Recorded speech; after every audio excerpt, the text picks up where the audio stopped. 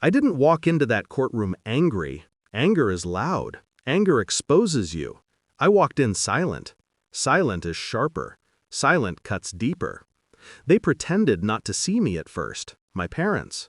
The same two people who once told me I'd ruin their retirement if I asked for help paying for college. The same two who told me independence builds character.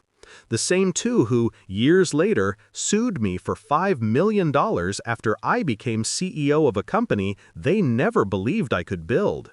They used to call it tough love. I call it what it always was, abandonment packaged as life advice.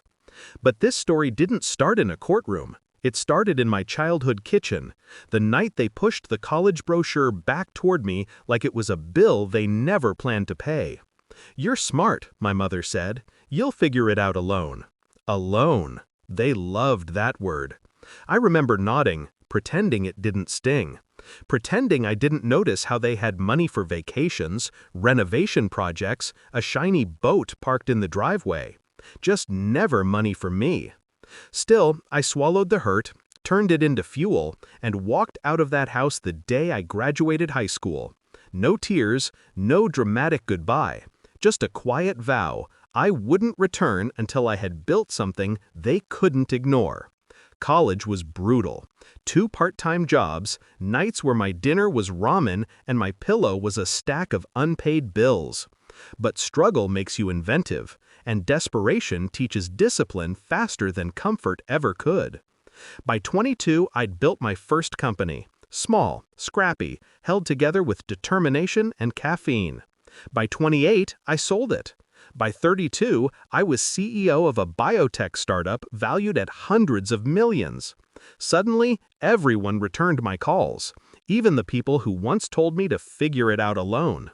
My parents' first message after 8 years of silence was a cheerful, "We're so proud of you. We always knew you'd make it." I didn't respond. Some bridges aren't worth rebuilding. But they didn't like being ignored. People like them never do. So they escalated. A lawsuit, $5 million, claiming they invested in my early education and deserved a return. The world called it absurd. I called it predictable. They thought success had softened me. They didn't realize success had sharpened me. And so I planned. I didn't hire a lawyer. I hired a team. Forensics, private investigators, accountants. Not to destroy them, at least not initially. I just wanted the truth. It turns out truth is messy, and my parents had been messy for years. The investigators found everything: unreported income, fraudulent tax filings, a shell business they used for money laundering, gambling debts disguised as business expenses. And the best part? They tried to put my name on some of those documents when I was 17. They thought I'd never find out. They underestimated the kid they taught to do everything alone. I didn't take the evidence to the authorities. Not yet. I waited. Because timing is its own weapon. The lawsuit progressed. Court dates set. Depositions taken. Their lawyer was confident, arrogant. He smirked through every meeting like he'd already spent the settlement money.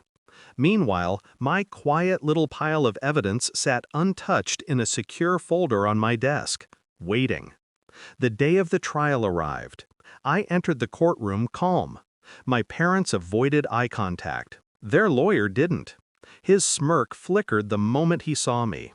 Something in my expression must have unsettled him. Good. The judge asked if I was prepared to defend myself. I said yes, with the same tone I used to negotiate million-dollar deals. Controlled, clean, unshakable. Their lawyer opened with a speech about parental sacrifice and emotional investment. He painted me as an ungrateful child who grew up wrong because I succeeded without owing them. Then it was my turn. I stood, pulled out a single folder, told the judge I had evidence that directly contradicted their claims. And then I slid the folder across the table. Their lawyer picked it up, flipped through the first few pages. His face went pale, then gray, then something close to fear. He leaned in, whispering so quietly only I could hear, We made a very big mistake. I met his eyes, held them steady, and whispered back, "Yes, you did." He asked the judge for a recess. The judge denied it. And the next 20 minutes were a slow-motion collapse of everything my parents had tried to protect.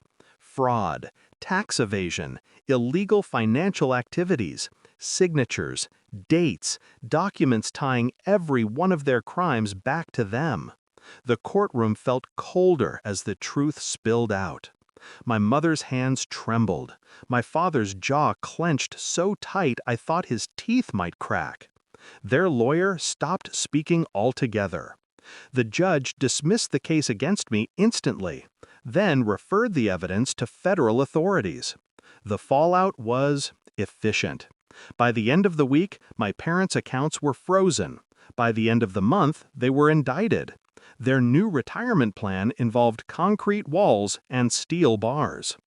I didn't celebrate.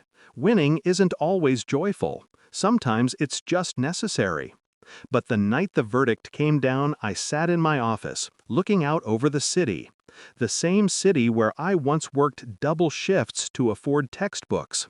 The same city where I rebuilt myself. Did I feel sorry for them? No. They raised me to stand alone. I simply honored their teaching. And when people ask if I regret what happened, I give them the same answer every time. I didn't destroy them. They handed me the match. I just decided to strike it.